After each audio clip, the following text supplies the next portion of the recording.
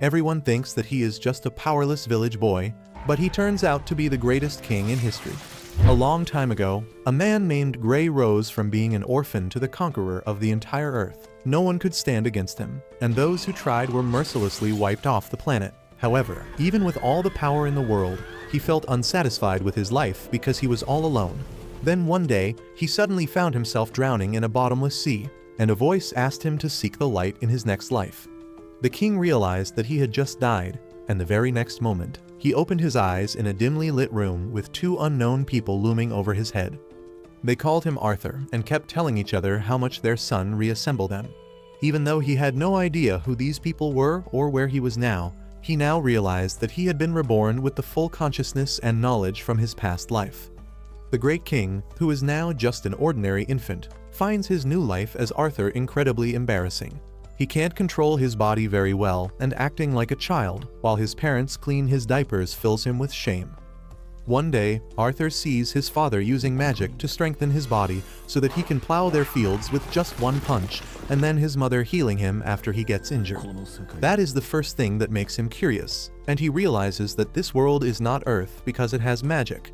Soon, Arthur finds out that his dad is an adventurer who often goes out to hunt monsters with his friends. He figures out that since all people in this world are allowed to keep weapons, it must be a dangerous place, and decides to get strong as soon as possible to protect himself. Unfortunately, that day is still far away because right now he is still a baby who starts falling asleep whenever his mom sings him a lullaby. However, he soon overcomes his frustration about that and begins enjoying these peaceful moments because in his past life, he was always under the danger of assassins targeting him in his sleep. A few months pass, and Arthur finally starts crawling around the house. He pretends to be asleep so that his mom leaves him alone, and then sneaks into the library in their house where he begins searching the books for information on this world. He finds that the continent he is living on has a country of dwarves to the south and a country of elves on the north. The human country is ruled by a king, but unlike his past life, the king's son becomes the new king in this world, and there is no fight to death for the empty throne. He then finds another book that tells him about magic, and Arthur realizes that magic is the reason this world is so backwards in terms of science and technology.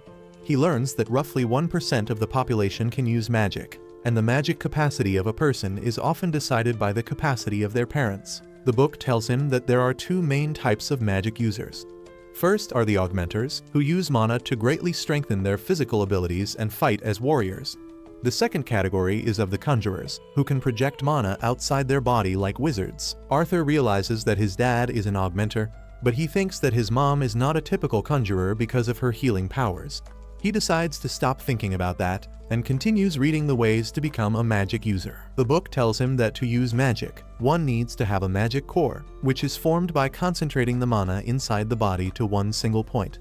Most people are able to achieve that only when they hit puberty, and it takes them years to create a strong and usable mana core. Arthur, however, already knows about a similar concept. In his previous life, he could manipulate the internal energy of his body called Kai, and forming a Kai core inside his body was just like forming a mana core. Arthur begins to focus his mana inside his body, hoping that he can take the first step to becoming strong in this world. But just as he is about to form his mana core, his mother finds him and takes him back to his bed. 2 years pass in a flash, and one day, while Arthur's mom is busy writing a diary entry about him, he goes outside to learn swordsmanship from his dad. As he keeps swinging a wooden stick like a sword, his mother comes outside, and she is incredibly furious at her husband for teaching their son to use a sword when he just learned to walk. This is not a new thing for Arthur, who has now realized that his mother is the real boss of the household. His mother also takes him to the nearby city occasionally, and Arthur is always happy to be there because it allows him to learn a lot about this world. He shows interest in everything from weapons to strange goods found in this world, but the thing he is most curious about is magic, and being in the city gives him the best chance to see it up close. Apart from these visits, Arthur lives a peaceful life with his parents, and though he is uncomfortable about being trapped in the body of an infant, he slowly starts liking the peaceful life. His parents take care of all his needs, and that reminds him of his childhood at the orphanage in his previous life, where he desperately wished for a family, but his wishes never came true. One day, Arthur sees his dad practicing magic to strengthen his mana core. He is really excited to see and learn from him, but his dad can merely manage to lift a few stones from the ground using his mana. Arthur is not impressed because picking the stones with his hands would be faster. But then his mother comes to him and tells him that it was not his dad's best shot, and he performs better from the second round onwards. Arthur's dad concentrates his energy again to impress his wife this time, and release a series of powerful attacks that shake the earth. Arthur is really impressed by his dad's skills this time, and his mom is sure that when he grows up, he will also turn out to be a strong warrior. Arthur wants to try doing it right away, but his mom decides to take him away for nap time. They pass by the library on the way, and Arthur pleads with his mother that he wants to read the books. She sternly refuses him, but he gives her an innocent pleading look that she can't resist. In the end, she leaves him alone with the books while she goes outside to be with her husband, and Arthur starts focusing all the mana in his body to form his mana core, which he has been trying to do for the past 2 years. He feels that he is on the verge of a breakthrough, and then suddenly, his mana core is formed inside his body. As a result, a powerful explosion blows away the house, and Arthur's dad gets injured while trying to protect his wife. They both panic as they fear that their son is in danger. But when they go inside, they can't believe their eyes when they see Arthur floating in the sky with a golden glow. Arthur gives them a smug smile, declaring that can finally use magic now. He gets on the ground and starts walking towards them, when suddenly, the rubble from the roof falls towards him. He panics, fearing that this is going to be the end of his life, but both his parents lunge towards him to keep him safe from the falling rubble. Arthur realizes only after this that his parents have the duty to keep him safe, but when they start crying, he gets confused. In his previous life, he never experienced anything like this, and even the parents of other kids never showed any emotions other than pride or disappointment. As he wonders what this new feeling is, Arthur starts crying too, instinctively clinging on to his mother. A couple of years pass by after that, and Arthur is now a young boy, who is starting to learn combat skills from his father Reynold. Him and his dad stand face to face in the garden, where his dad tries to hand him his prized gloves, but Arthur rejects it as he knows that he doesn't have enough strength to wield them at this age. He instead picks up a wooden sword, and his father does the same. Arthur immediately jumps into action, trying to land 3 consecutive attacks on his father, but his dad is much stronger and easily blocks each of his attacks. Arthur realizes that his dad is using his magic to reinforce the sticks, so he decides to do the same, and pours his mana into his wooden sword. Soon after, he runs at his dad once again, who is surprised when Arthur's attack manages to break his stick in half. Arthur smiles and claims that his wood is better than his father's wood, but his dad claims that stamina matters more. Regardless though, his dad realizes that Arthur is a prodigy, so he makes the tough decision to talk to his wife about sending Arthur out of town to an actual tutor. His mother Alice is completely against it, as she doesn't want her sweet son to be ripped away from him since he is only 4 years old. Reynold argues that at just 4 years old, Arthur's wood is much more powerful than his own, which means that he should be trained by an accomplished warrior. But before they could come to a decision, Arthur chimes in, claiming that they should all go together. Even though it sounds like a pretty dumb idea, both the parents immediately agree, probably because the housing crisis hasn't really affected their world yet. A couple days later, Alice and Reynold's previous party members arrive to travel with them, and Arthur introduces himself to all of them. His parents' old party consisted of Adam, the leader, Angela, the big jugged woman, Derd, the average-looking man, Helen, the archer, and Jasmine, the manic pixie girl who seems suspicious of Arthur for some reason. Soon they decide to start moving, and Arthur learns that this world still uses a pretty primitive mode of transport, compared to his world where they got air Ubers to go everywhere. A little while later, they decide to sit down for a bit to eat. But that doesn't go so well when a bunch of wolf monsters appear out of the forest because of the smell of food. Jasmine immediately springs into action, grabbing 2 daggers and jumping into the fight, slashing any wolf who came in front of her, while Reynold, Adam, and Helen all kill some more wolves with their own weapons. Meanwhile, Derd and Angela use their magic to completely destroy the remaining beasts. That night, they feast on the flesh of the monsters, and after a while, Alice notices that Reynold is still bleeding from his arm and decides to heal him. The rest of the party members immediately stand up from their positions and create a protective circle around them, which confuses Arthur. But he soon gets to know that Alice is a very special mage, who has healing magic which is extremely rare. Because of its rarity, Alice is always at threat of being captured, and that was one of the reasons that they moved to the countryside, in order to stay below the radar. Thankfully, the healing magic works without any issues, but after that, Adam decides that he needs some exercise and asks Arthur to train with him. Arthur agrees to the training, while Adam wraps his sharp spearhead with some cloth to prevent any damage. They get ready for the sparring session and charge up their weapons with mana. But Adam's surprise, Arthur decides to make the first move as he uses magic to enhance his speed, moving at the speed of lightning towards Adam, before disappearing and then appearing behind him, taking Adam by surprise. Unfortunately, Arthur ends up slipping, which gives Adam the time to react, and soon they get locked in an intense back and forth.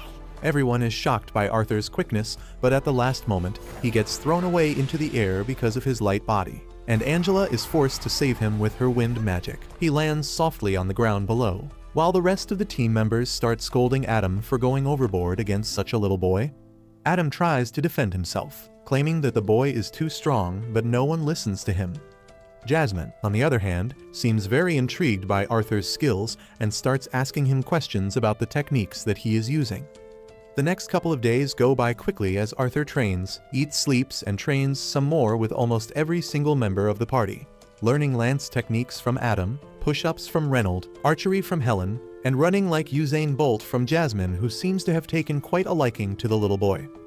She tries to woo him to a ditty party by offering him a small sword with some baby oil on it. But his mom doesn't want Arthur to get cooked, so she calls him away. Soon they start continuing their journey in the carts when suddenly they are forced to stop in some mysterious circumstances. Suddenly, a bunch of arrows fly towards them and Arthur immediately realizes that they are getting attacked by bandits. Derd and Adam immediately jump in front of the carts, while Angela uses her wind magic to blow away all the arrows coming towards them. Arthur peeks outside, only to find out that they are completely surrounded by bandits from all sides. The ugly bandit leader orders his goons to not hurt Alice and Arthur and get rid of everyone else, since they can be sold for a high amount. The bandits all shout in agreement and jump into the battle zone, where they start getting cooked by Reynold and his party. One by one, all the members of the party start eliminating the bandits one by one, and Arthur knows that his party is much stronger on an individual basis, but the problem starts emerging when the bandits start trying to overwhelm them by sheer numbers. The party members start getting exhausted by the constant fighting, while the bandit leader goes for a 1v1 against Reynolds and slams him into the cart in which Arthur is. The cart gets destroyed as Alice quickly tries to help Reynolds, but he tells her not to use her magic, as that will make the situation even worse. He gets up and tells Arthur to take his mother somewhere safe while he deals with the bandit leader. Arthur obviously wants to fight and claims that he is strong enough to handle these goons, but his father screams at him to use that strength to protect his mother since she has a child in her stomach. Arthur wonders when did they get the time to do the deed, but decides to run away with Alice nonetheless. The bandit leader tries to go after them, but Reynold attacks him once again, forcing him to defend himself. Arthur keeps running, but soon finds his way blocked by multiple enemies.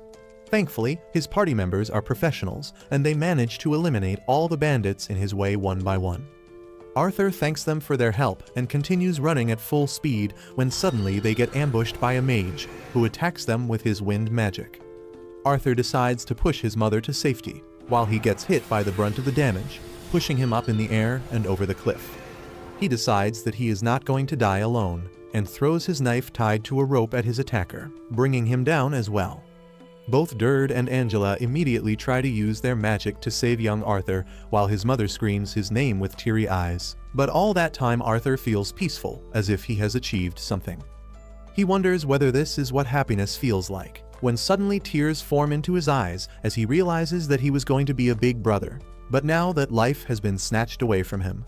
As Arthur opens his eyes after the fall, he finds that he is still alive. He wonders where he is when suddenly, the ground under him starts shaking as something huge walks towards him.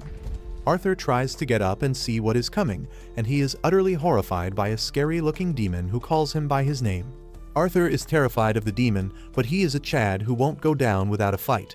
He leaps at the demon to attack it, but gets flicked away gently.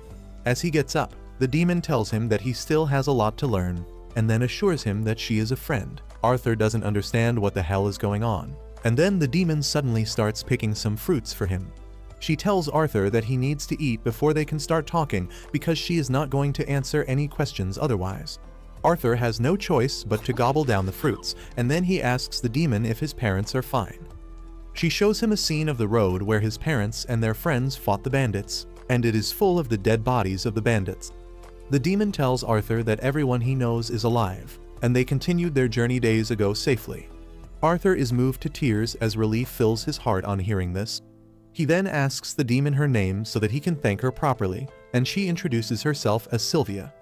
A few days pass with Arthur still in Sylvia's cave, eating the fruits to sustain himself while his injuries heal. He wants to go to his parents as soon as possible, but Sylvia tells him that it is not so easy because he will have to go through the forest that is filled with dangerous monsters and outlaws. However, she has another way to unite Arthur with his family, but it involves creating a hole in space-time fabric and takes a lot of time. Arthur understands this, and while Sylvia prepares the hole in space and time, he continues to train his skills. He now understands that even though Sylvia looks like a demon, she is really kind-hearted, and more than that, she cares a lot about him specifically. One day, as Arthur is working on his mana core, Sylvia decides to teach him a trick humans don't know. She gathers mana from the air and forms a ball in her hand, surprising Arthur, who has never seen anything like this before. Sylvia tells him most humans think that they can either gather mana or use it, but in nature, many creatures can do both things at the same time. She offers to teach the trick to Arthur, but before that, she wants to know what he will do once he grows stronger after learning it. Arthur thinks long and hard about it, and then declares that once he grows stronger, he will kill everyone who tries to harm his people. But Sylvia doesn't like that answer, and she flicks him away. Arthur gets pissed at this, but Sylvia tells him that he failed her test because she is not going to teach anyone with such deranged violent tendencies. Arthur is confused by this because the only thing he learned in his past life was that you get stronger to kill your enemies. However, when Sylvia asks him if he enjoys thinking about violence all the time, Arthur falls silent.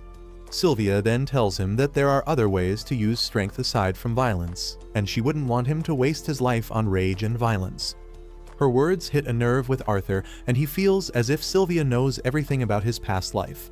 She then repeats her initial question and asks what will he do once he gets stronger, and this time, Arthur replies that he will protect the people he cares about.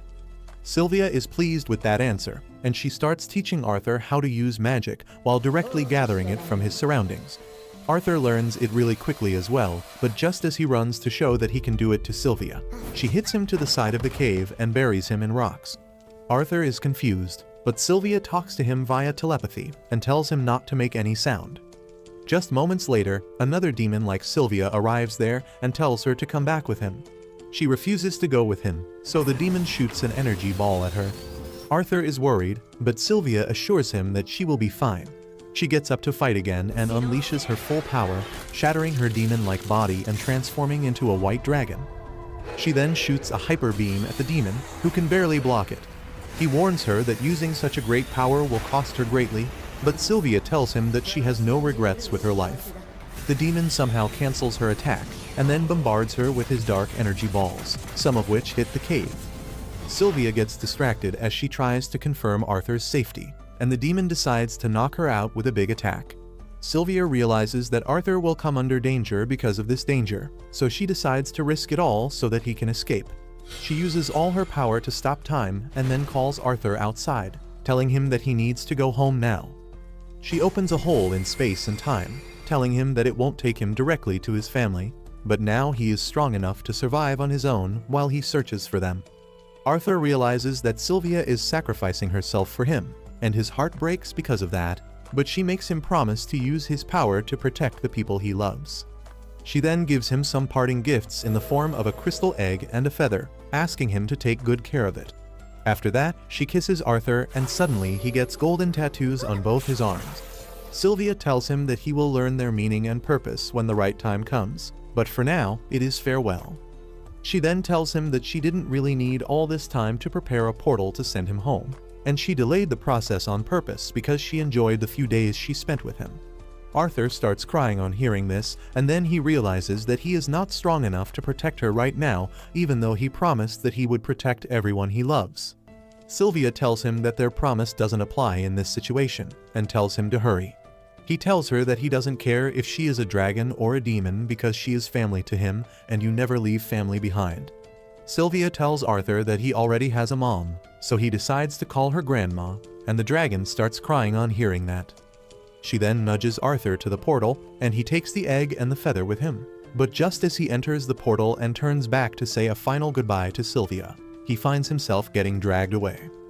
Once he is gone, Sylvia releases her power and returns the time in the cave to normal, immediately getting hit by the demon's attack. She falls to the ground, but as he walks towards her, confident about his victory, Sylvia pulls a fast one on him, blasting him with her full power at point-blank range. On the other hand, Arthur is traveling through the portal where he hears Sylvia's voice again. She tells him that it is okay to be sad, but he should work hard to turn that sadness into happiness one day. Arthur tells her that he can't do it, but Sylvia says that she knows he can do it because he was the strongest king in history.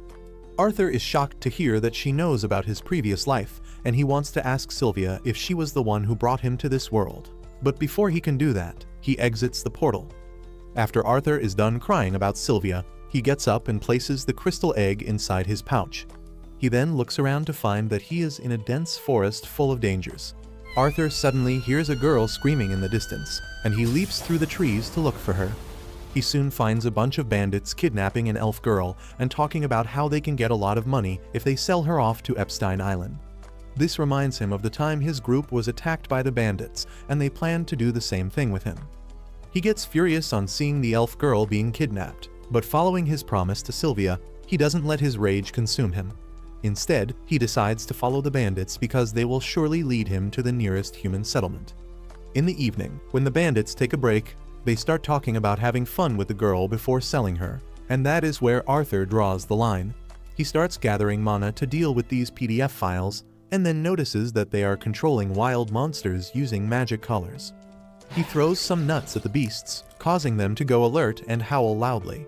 The bandits panic because that can attract all sorts of monsters towards them, and one of them immediately goes to beat them into submission. Arthur was waiting for this moment, and he creates a blade of mana around his hand before going behind the bandit and slashing him. He steals the bandit's knife, and just then, another guy comes there looking for him. Arthur kills him before he can make a sound, but he finds that his body lacks stamina to move around so much.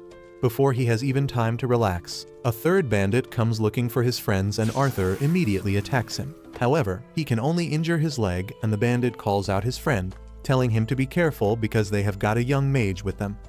The fourth bandit gets excited because magic users of such a young age are rare, and he can get a lot of money by selling him. He decides not to hurt him, and puts down the sword to use magic instead. He then leaps at Arthur with his magic-infused claws that crush the ground beneath them. Arthur somehow dodges the attack and then tries to kick the bandit, but he is faster than him. Arthur throws the knife at him with a thread attached at the end, but the seasoned bandit quickly catches it and then dashes towards him. He kicks the boy with enough power to knock him down and then holds him upside down, but then Arthur uses fire magic on his leg, forcing the bandit to drop him. Before the bandit can recover, Arthur throws the knife at him again, and this time, he swings it around his neck so that he can't dodge the blade as it pierces his forehead. Arthur then deals with the final bandit and frees the elf girl, who reminds him of someone from his past. He quickly snaps out of the memory and tells the girl that she is free to go home now, but she gets worried as she sees his injuries. Arthur tells her that it is nothing serious and then covers the corpses so that the girl doesn't see the horrifying sight. She is still curious about them, so he tells her that they met with an accident and they won't bother her anymore. Arthur then finds some luggage in the carriage and tells the girl to go home now, but she grabs his hand because she is scared. She begs him to take her along, and he decides to have pity on her and permits her to tag along. He then turns to the enslaved monsters and decides to put them out of their misery because it doesn't seem to be a good idea to free them. The elf girl, on the other hand, decides to free the horned wolves because elves respect all life forms, and if she doesn't free the monsters, they will die. Arthur warns her against it, but she is sure that the monsters won't attack them. She frees them, and the monsters really leave peacefully, causing Arthur to marvel at the girl's connection with nature. After that, he decides to drop her home, and as they stop to have a break, he learns that her name is Tesha. He cooks some food and tells her to eat, even if she is not hungry, because that will help her build up strength, and those words remind him of Sylvia. Anyway, he notices Tess fussing about the food because it doesn't taste good and demands to eat something sweet. Arthur thinks that he should learn from her how to pretend to be a normal child because she is the first kid his age he has ever met. Tess then asks him what is he doing here, and Arthur tells her that he got separated from his parents. They continue their journey to find the village of elves, and it takes quite longer than Arthur wanted. Tess keeps telling him about her village, and Arthur learns that the life of elves is quite different compared to humans.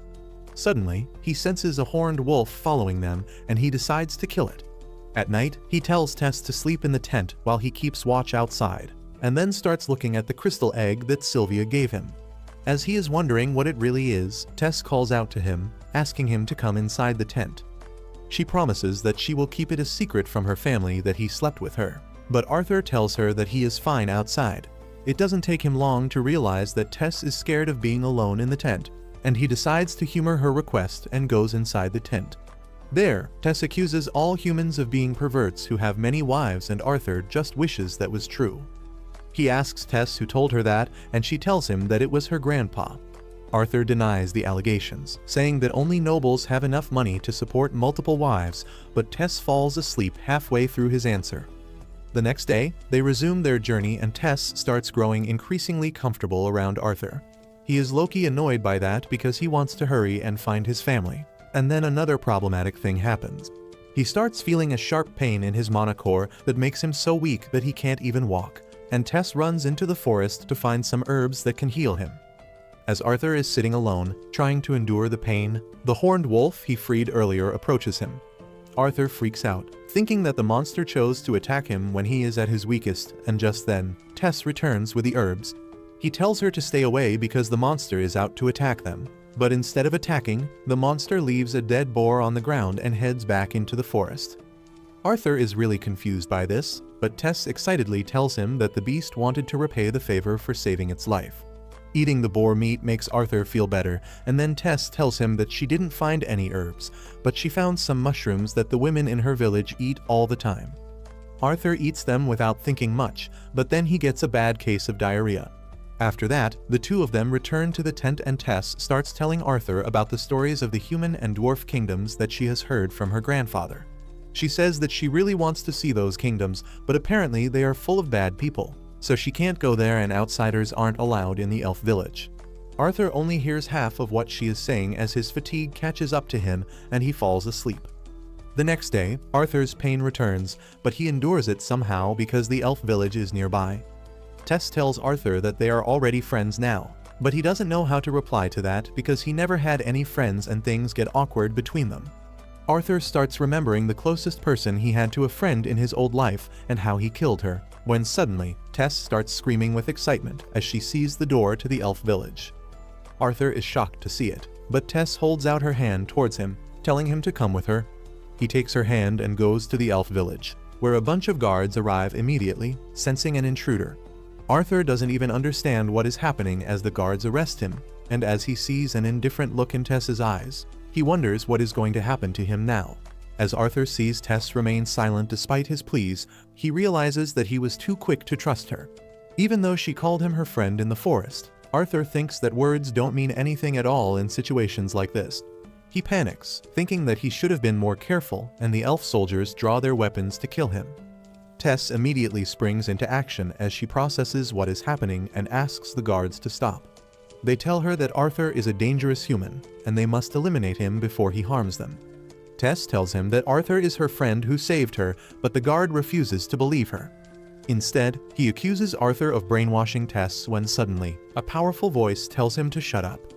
Suddenly, a portal appears in front of them, and an old elf steps out of it, telling the soldiers to let the boy go at once. As Tess goes to check up on Arthur, she lashes at the soldiers for threatening him, but the old elf, who is her grandfather, tells her that their reaction was fair considering that a human had come to their kingdom with the missing princess.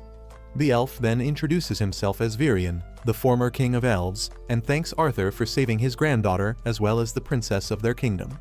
This is news for Arthur, and he has a hard time believing that this dummy is a princess, but she gives him a smug smile.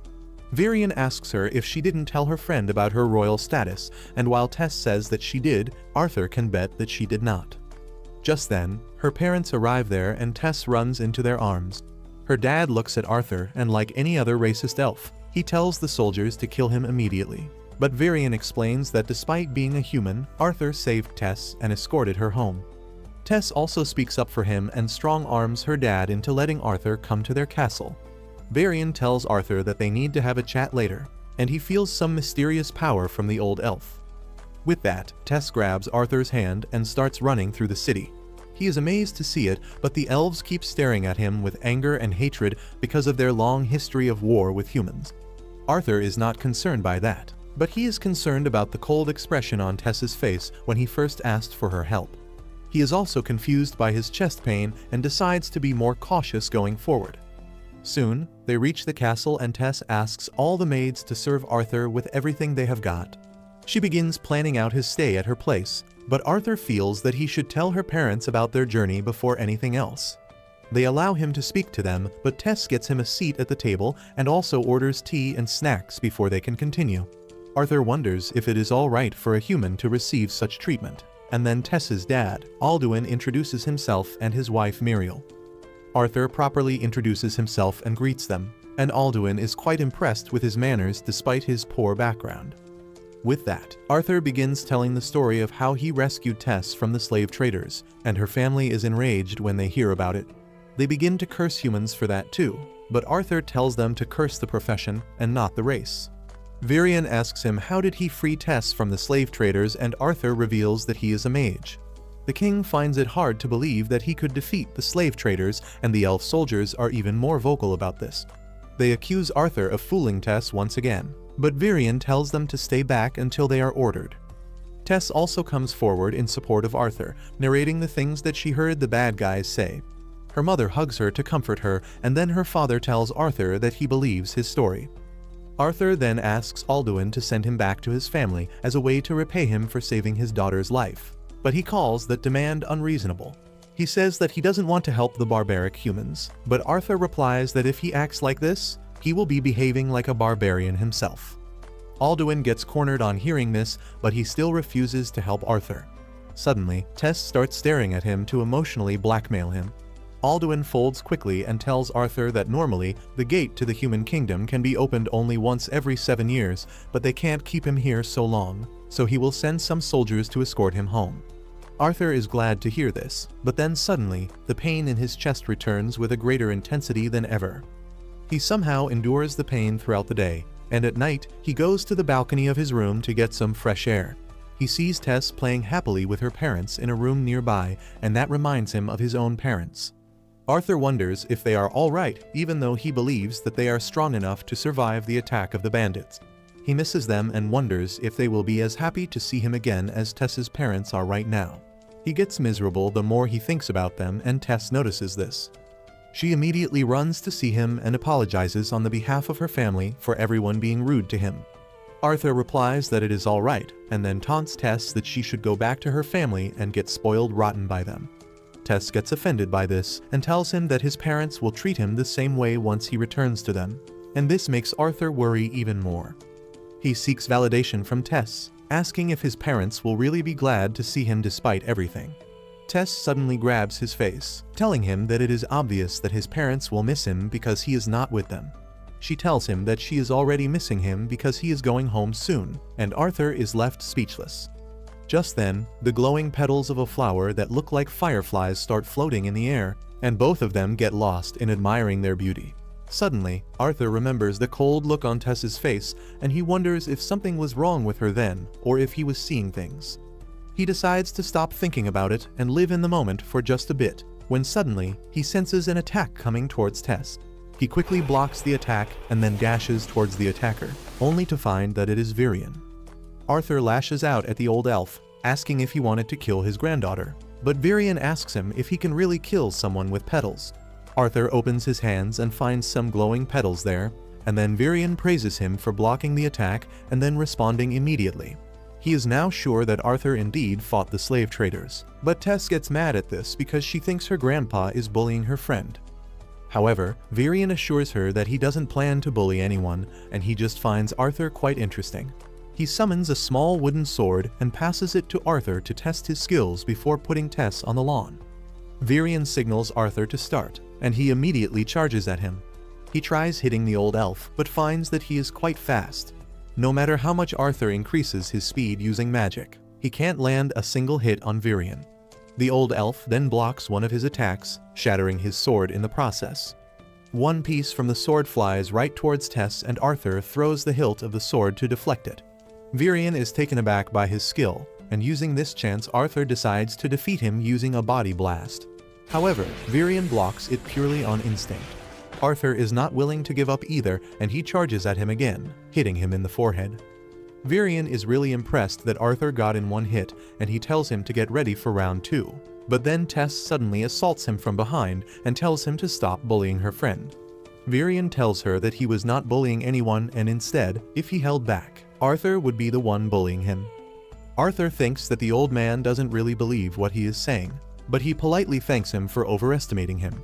Virion tells him that he is not overestimating him, and if he is really grateful, he should become his student. Arthur is shocked by this offer that came out of nowhere, and he tells Virion that he can't stay here because his parents will be worried. The old elf replies that there is a way to let his parents know that he is safe here, and before Arthur can even ask about it, the chest pain resurfaces, bringing him to his knees.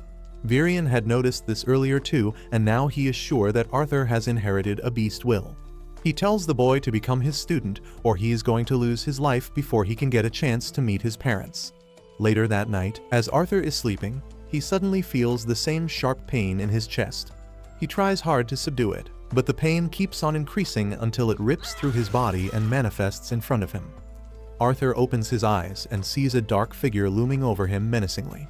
He is instinctively afraid of the dark monster, but deep inside, he starts analyzing it like a therapist.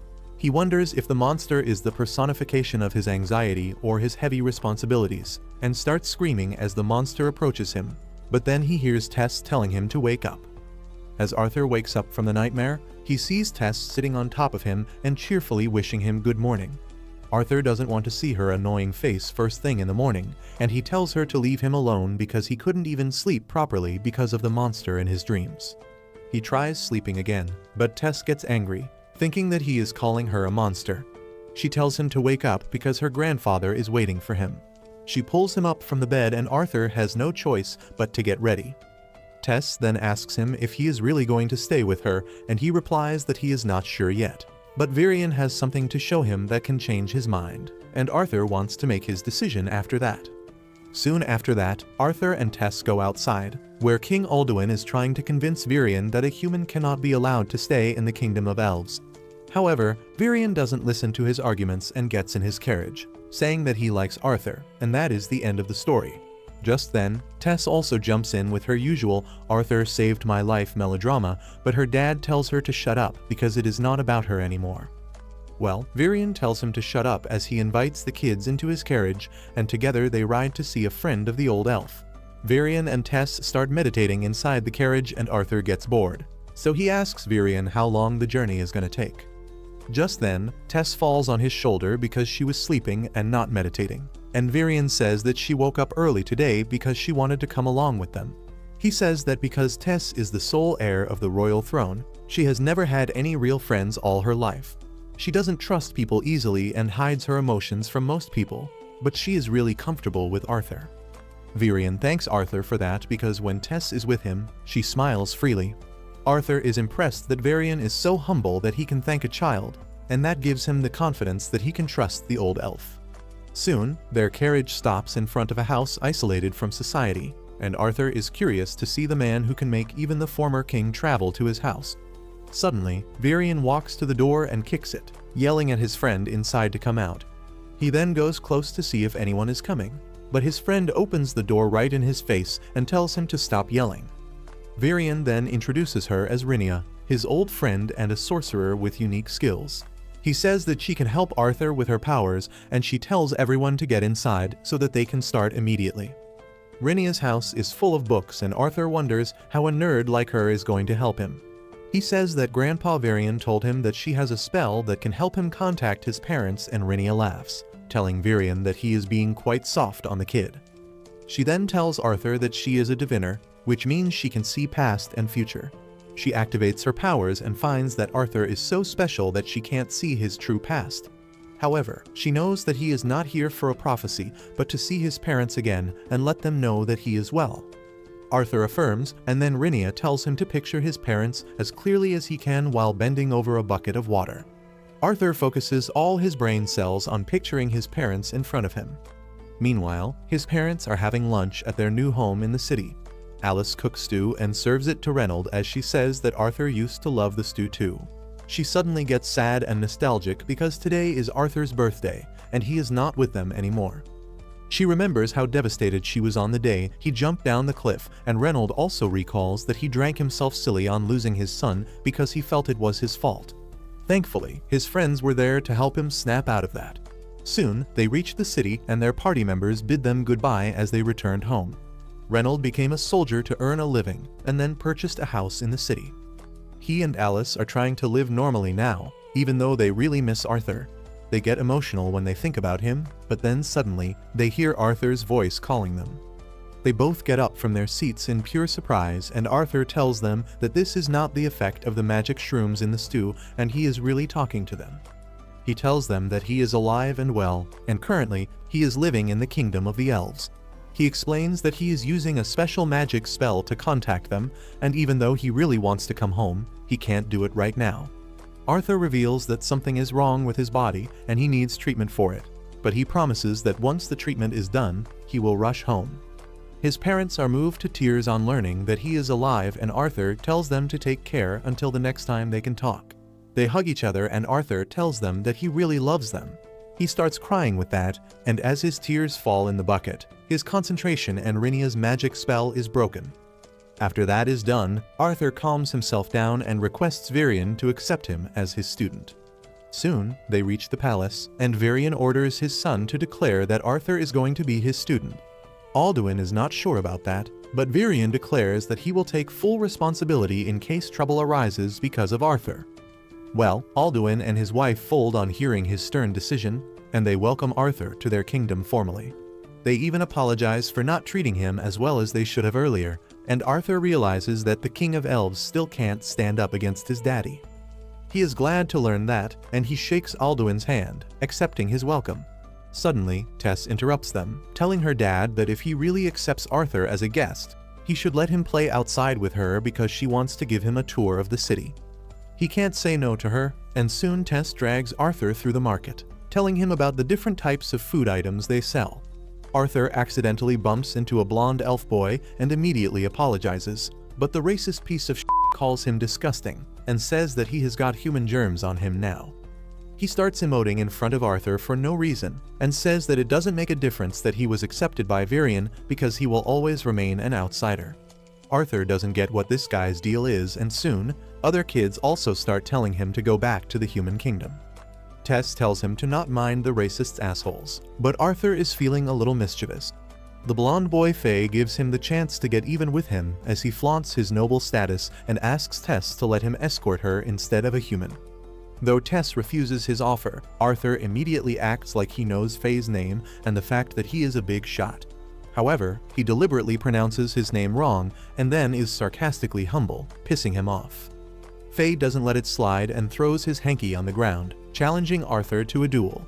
Tess tries to stop him, saying that even if he is a noble, he won't be spared if he causes trouble with her grandpa's student.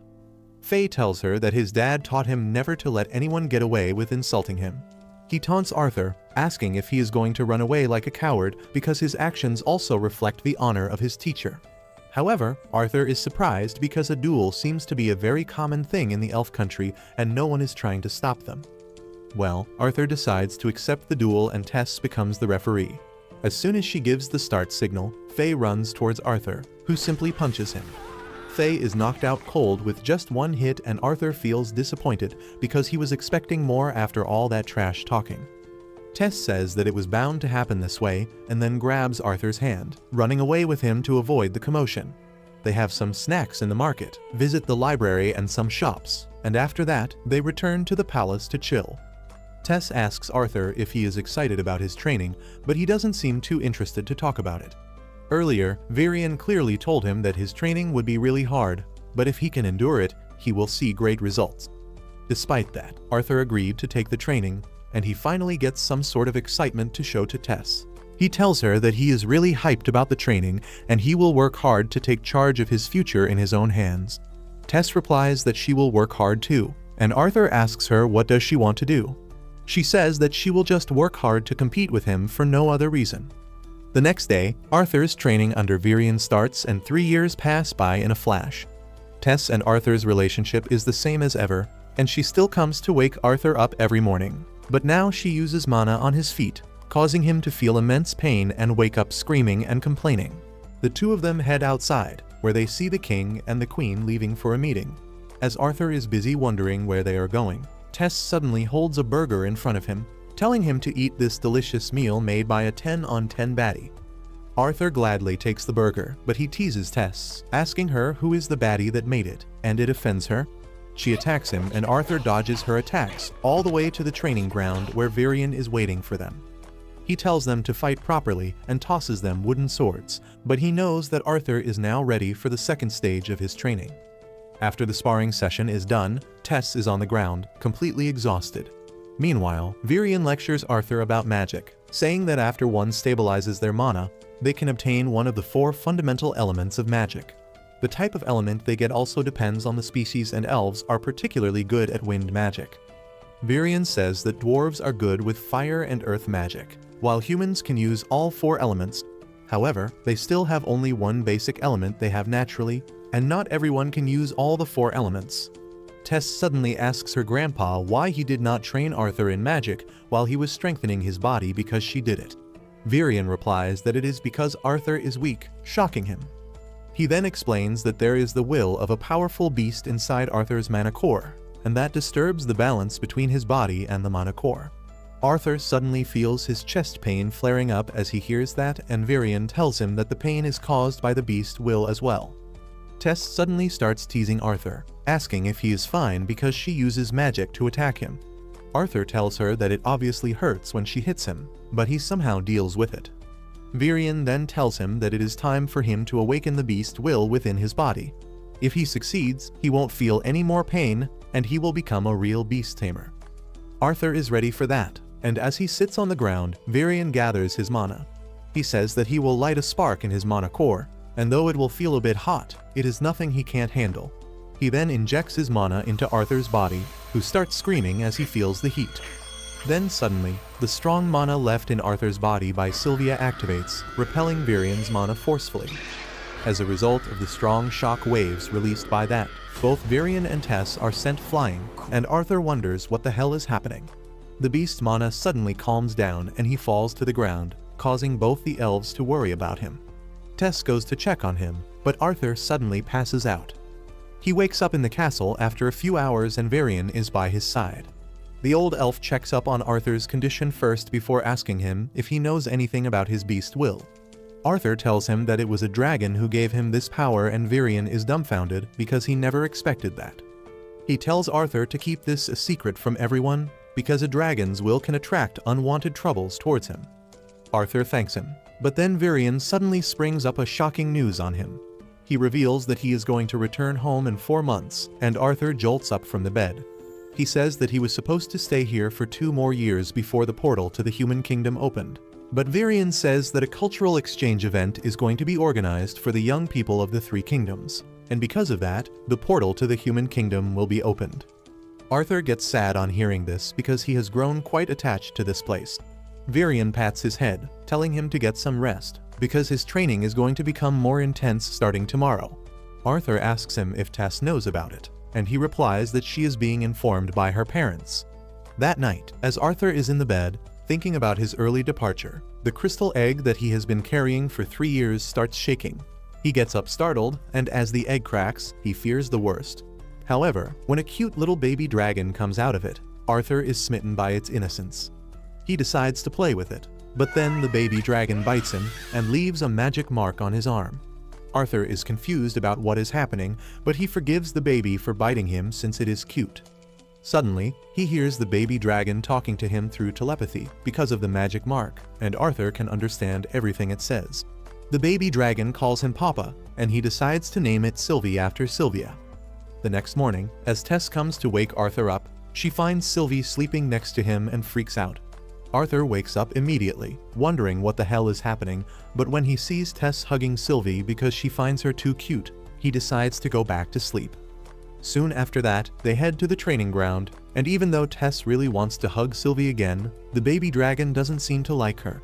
They reach Virian's location soon, and the old elf almost dies from a heart attack on seeing a real dragon. He then hears Arthur's story about how the baby dragon hatched from the egg after he managed to awaken Sylvia's beast will. Virian knows that he will be in a lot of trouble if people find out about the dragon, so he asks Arthur to claim that it is a rare mana beast. He thinks that it will be enough to fool most people because everyone thinks that dragons are not real. After that, Virian says that since Arthur is a beast tamer now, they will train both his mana core and his beast core from now on. He declares that there is no better training than actual combat, and decides to unleash his true power as a beast tamer. The old elf releases a tremendous amount of mana that completely covers him, and when it calms down, he emerges as a monstrous being made of black aura. Arthur is aghast on seeing this transformation, and he instinctively tries to protect himself even though Virian isn't even planning to attack him. The old elf suddenly moves behind him, tapping his shoulder, and by the time Arthur turns around, he is gone, leaving only 2 black footprints on the ground. He begins sweating because he can't even tell where Virian is right now, and he immediately surrenders. Virian appears behind him, and as Arthur tells him that he will need to pay for his therapy after showing him that monstrous form, he returns to his normal self.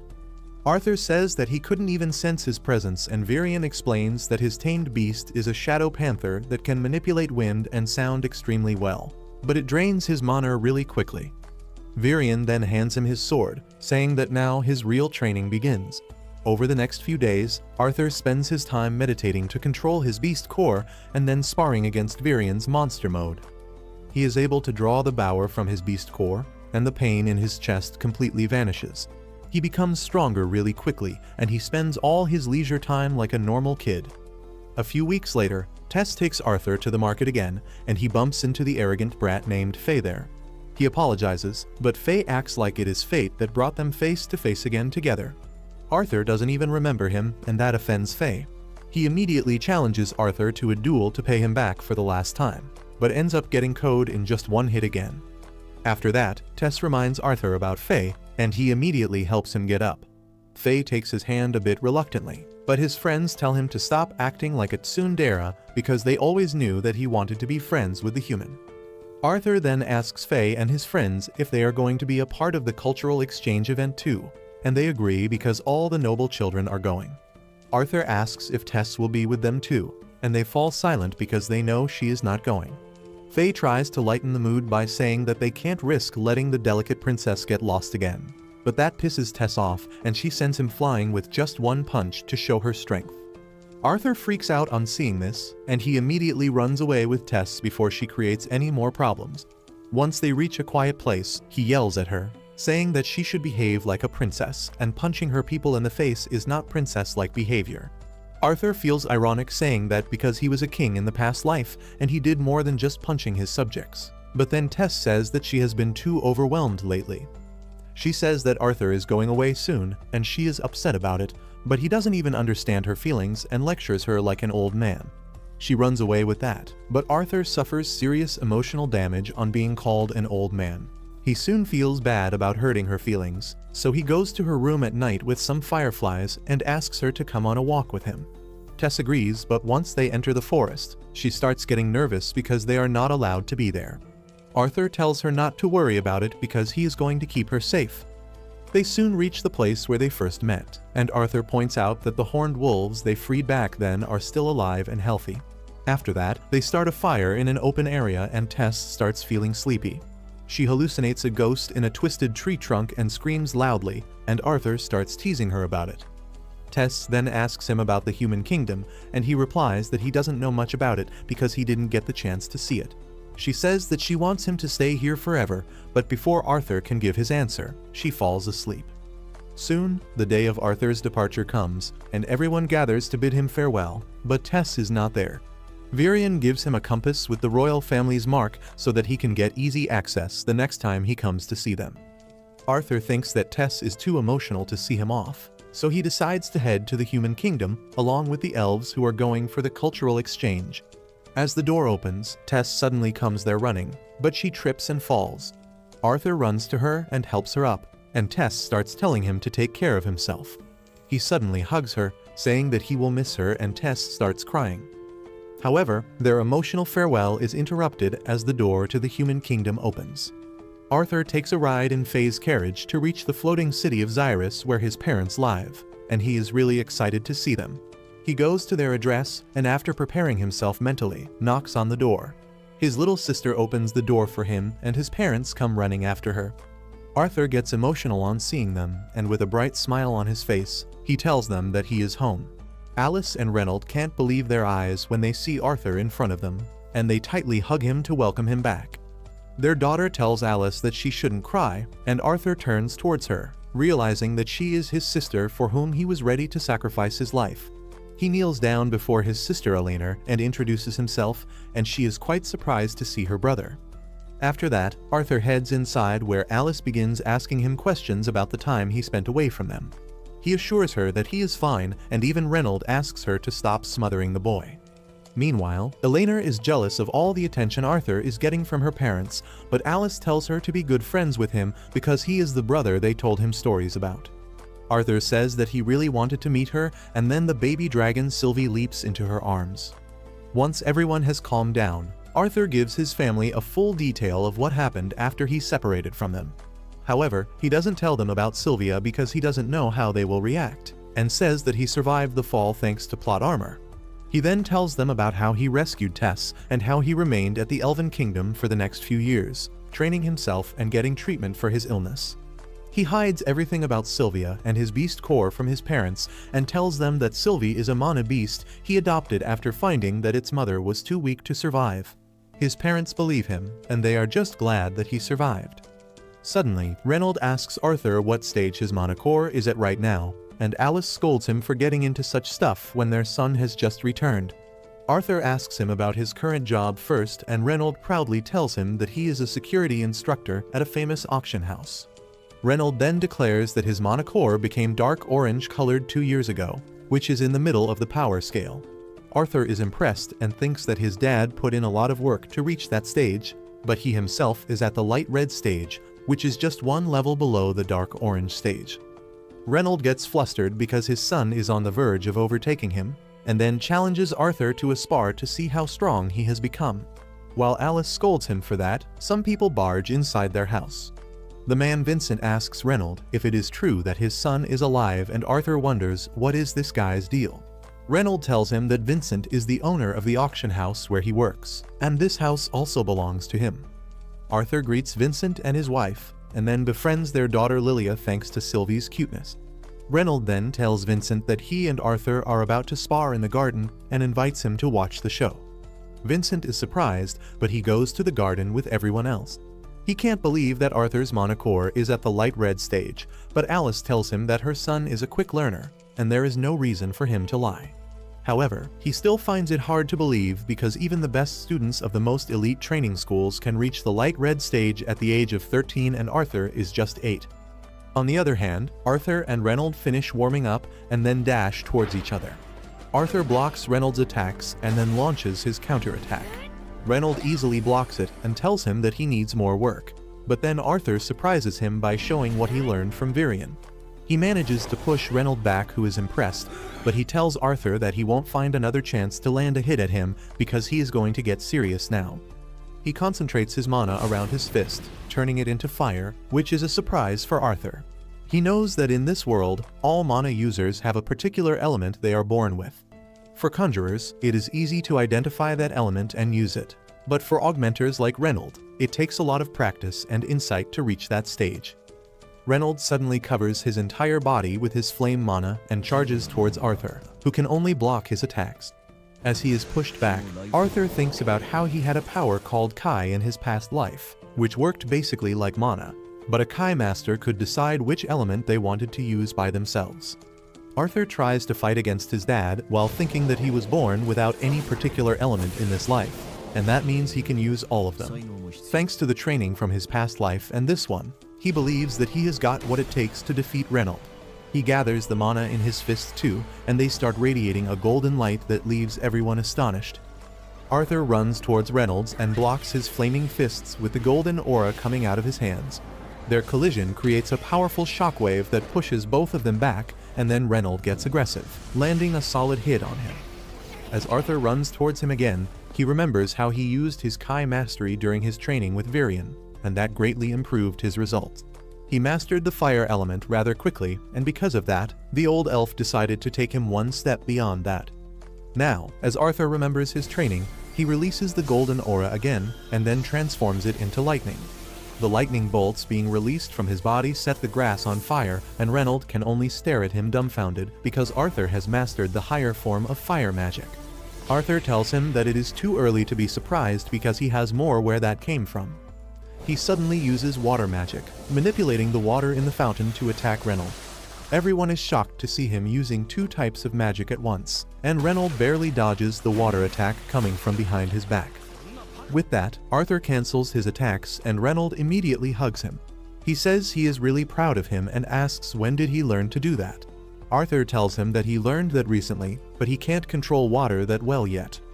While Alice and Elena treat this like a regular occurrence, Vincent and his wife are speechless, and they both believe that Arthur is a genius. Soon after that, they return inside and sit around the dining table, where Vincent tells Reynolds that his son has a really bright future. Reynolds agrees, saying that he knew it ever since Arthur awakened his mana core at the age of 3 and destroyed their house in the process. Vincent is surprised to hear that, and as Reynolds laughs proudly, he falls along with his chair. Vincent suddenly gets up from his seat and suggests that they should send Arthur to the Xyrus Academy. Reynolds is surprised to hear this and asks if he is sure because the Xyrus Academy is the greatest school for training mages in the entire continent. Well, Vincent's wife completely agrees with him, and she tells Arthur's parents not to worry about the fee because they want to sponsor his education in hopes that one day it will greatly benefit them as well. Alice gets nervous on hearing that offer, and she says that they don't even know if the academy will take in their son. But Vincent confidently tells her that he knows the academy director, and he can do something about it. Suddenly, Arthur speaks up, saying that since the matter concerns him more than anyone else, he should have a say in it. He says that he has just reunited with his family, and he doesn't want to get away from them so soon. Vincent understands his reasons, and then Arthur takes his leave, saying that he got too tired from the sparring match. He heads inside the building, but Lilia follows him because she has become a simp for him ever since she saw his power. She tells him that he is going in the wrong direction and tells him to follow her because she will take him to a better place. She takes Arthur to the kitchen in the basement, where she begins talking cheerfully with the servants and telling them to prepare some delicious meat dishes for her. The old maid tells her to watch her diet because she has gained some weight lately, and Lilia snaps back, telling her not to talk about her weight. Arthur is surprised to see this side of Lilia because she didn't speak much till now, and then one of the maids tells him that she always comes here to eat when she is stressed out. Arthur is curious about that, and the maid says that Lilia and her parents want her to awaken as a mage, and that puts a lot of burden on her. At night, Alice and Reynolds come to Arthur's room to talk some more. They tell him that they are really glad that he returned to them, and then add that they are really proud of him too. They claim that he will become a grand mage someday, and Arthur wants to tell them something about that, but they interrupt and tell him that they can talk about the rest tomorrow. With that, they bid him good night and let him sleep. The next morning, Arthur immediately runs to the hall upon waking up because some old friends are there to see him. They are the party members of his parents, and they are really glad to see him back. The mommy Angela hugs Arthur tightly till he can't breathe anymore, and then he shares a high five with the tank named Dird. Adam and Helen keep bickering with each other while welcoming Arthur back, and then suddenly, Jasmine begins frisking him for no reason other than the fact that she wants to touch him. She then hugs him, asking Arthur to forgive her because it is all her fault. After their emotional reunion, the party begins telling Arthur about their recent missions that were in far-off places, and as usual, they keep bickering about little things. After hearing them talk, Arthur realizes that there is so much about this world that he doesn't know, and being an adventurer is a good way to learn about it. However, as he looks at his family, he thinks that he is not ready to leave them again yet. Arthur starts training inside his room, trying to focus his mana to such an extent that even time seems frozen to him. However, he can't maintain that state for too long and collapses because of fatigue, as he begins to think that he must become stronger quickly to protect the people he loves, and just then Sylvie comes to cuddle with him. Arthur hugs her, but then suddenly, He realizes that she smells really bad, and he immediately proceeds to give her a bath. Once he is done with that, his family comes there and tells him that it is his turn to be groomed now.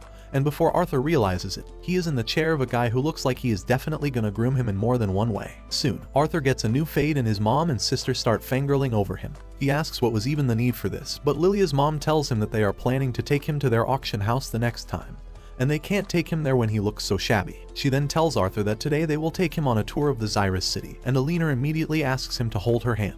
Arthur obliges, but Lilia says that she is jealous because before Arthur came, Alina used to stick with her. Anyway, they start exploring the city together, and when Arthur puts a hair tie around the finger of a statue, a group of boys throw one at his head. They just walk away after laughing at him, and Arthur asks who the hell were those bastards. Lilia tells him that they were the students of the Rizz Magic Academy, and since they are treated as royalty because of that, most of them are bullies. Before Arthur can even ask for details, he suddenly senses a familiar energy coming from a store nearby. He goes to check it and finds beast cores inside the shop, and Lilia's mother tells him that they are the mana cores that are taken from magic beasts and used to make a person stronger. This is the first time Arthur has heard about this because the elves did not even talk about extracting mana cores from beasts. Lilia's mom then adds that the price of the beast cores depends on its effects, and if it has a beast will, it can cost up to 100 gold coins, which would be enough to make Arthur and his family live in luxury for 250 years. She then tells Arthur that they are going to sell some beast cores at their auction house soon and he can touch one of them, and he wants to tell her that he doesn't want to. On the other hand, Lilia nervously tries to tell her mom that she should get a beast core, but the woman clearly refuses, telling her that even if she gets a beast core, there is no guarantee that she will awaken as a mage. Lilia gets upset as her mother reminds her that the beast cores are too expensive, and she replies that there are cheaper ones too. Her mom refuses to hear her out, and because of that Lilia remains upset the entire time, which makes Arthur feel bad for her. He tries to talk to her about not hurrying things when he finds her going off on her own, and he instinctively follows her. Lilia goes to a weapon shop where she eyes some cheap beast cores she can buy with her pocket money, but when Arthur asks her if she is sure about that, she gets startled. He repeats what her mom just said and tells her to stop being so impatient. But Lilia lashes out at him, saying that he won't understand how she feels because he is special. Arthur still tries to calm her down, but as she tries to push him away, she bumps into a boy behind her, who turns out to be a student of the Rizz Magic Academy. Lilia immediately apologizes to him, but the arrogant brat asks her what kind of half-assed apology is that. He tries threatening her, and Arthur immediately comes forward to protect her. Just then, the shopkeeper also arrives there on hearing the commotion, but as soon as he sees the students, he quickly backs off. The arrogant pricks decide to bully Lilia, and one of them summons a tiny flame. Arthur responds by activating his magic as well. But just then, Lilia's mom comes there and tells both of them to cancel their magic immediately, while the students and the shopkeeper tell her to stop interfering at first. When they learn that her husband owns the auction house that donates a large amount of money to the Magic Academy each year, both of them are stunned. The students decide to go back because they don't want any trouble now, but they still mock Lilia before going, saying that a loser like her can only use money to buy a seat in the academy. Arthur gets angry on her behalf and is about to throw hands, but Lilia stops him because she agrees with the boys. Later, they return home and Vincent gets worried when he learns that Lilia and Arthur almost got into a fight with some academy students. Lilia apologizes, but Vincent tells her that there is no need to worry. He also tells Arthur that he doesn't need to worry about anything because he has made a lot of donation to the Magic Academy, and a small incident like this won't harm his chances of getting a seat there. Lilia thinks that her dad wants to send Arthur to the Magic Academy instead of her because she has not been able to use magic even after all the things they have tried. She breaks down and snaps at everyone before running away. At night, Arthur goes to call her for dinner, but she isn't even in the room, and a servant comes there to take him to her. Meanwhile, Lilia is thinking about how parents always wanted her to become a mage, and it became her dream to attend the academy. However, when her magic didn't develop even after a lot of attempts, she became depressed, and that was made worse when her dad kept saying that she would still have a seat saved for her at the academy because of the money he had donated. She somehow kept her emotions under control. But then Arthur arrived in her life and her parents began thinking of sending him to the academy, and that was more than an insecure girl like her could handle. Arthur soon arrives at the kitchen where he finds Lilia dozing off, and he wakes her up. He tries apologizing to her but then thinks that it will only make her look arrogant in front of the girl. Suddenly, Lilia apologizes to him, saying that she was being jealous of him because he stole her dad's attention. She begins blaming herself for not awakening her magic and says that her parents must have lost hope in her too. Arthur pities the poor girl, and he immediately grabs her face, telling her to stop overthinking. He says that even he can tell how hard she is working, so her parents would know it even better. He tells her a story about tests for no reason at all, and then says that the reason her dad or even Elena are so interested in him is because he is a new addition to their life, and they are just curious about him. Lilia laughs at this and then admits that she was the one who put all the pressure on herself, but Arthur thinks that it is not the complete truth. He knows that she is being burdened by the expectations of everyone around her, and he decides to help her awaken her magic. Soon, he goes back to the living room and tells Lilia's parents that she really wanted to awaken the magic, so he sent her to the place where he trained for 3 years. He assures them that she will be safe and happy there, but her parents are not having it. They ask him how could he send her away without asking them first, and Arthur replies that it was Lilia's decision. When he gave her the option, she decided not to talk to her parents because that would make her second guess her decision. He then hands over a letter to Vincent, in which Lilia calls herself a burden to her parents till she is able to do magic. She promises to become a mage no matter how long it takes, and Vincent breaks down on reading this. He starts blaming himself, saying that he thought Lilia would have a happy future if she became a magician, but he never knew it would force her into taking such a reckless decision. He says that even if she didn't become a mage, he would have been happy as long as she was happy, and this is Arthur's cue to call Lilia out of hiding. Her parents are absolutely puzzled by what is going on, and Arthur immediately apologizes for lying to them, but he wanted Lilia to know that her parents love her unconditionally. Vincent tells him that it is fine because he has realized his mistake now. He immediately apologizes to Alice and Reynold, saying that he should not have been too hasty about sending their son to the academy when he had just returned to them. He then tells Lilia that she doesn't need to force herself to join the academy if she doesn't want to, because she can be happy doing other things as well. However, Lilia tells him that she really wants to join the academy, and for that, she wants to train hard and unlock her magic. Her parents hug her, telling her that they have full faith in her, and seeing this touching moment, Arthur volunteers to help her awaken her magic. Soon, he makes Lilia and Elena sit with their backs to each other, and their parents are not sure if he can really pull it off. However, Arthur confidently tells them that the first step of awakening their magic is to focus on their breathing. He tells them to breathe slowly with their eyes closed and continue to focus till they can see a light in the darkness. Elena is the first one to see a light, but as she exclaims that she sees it, she loses her focus and returns to a blank slate. Lilia feels left behind because she can't see anything, but Arthur tells her to keep breathing. He then places his hand on the backs of the two girls and tells them to keep breathing even if they feel a little heat. He then gently sends his mana into their body, and Lilia is finally able to see the light he was talking about.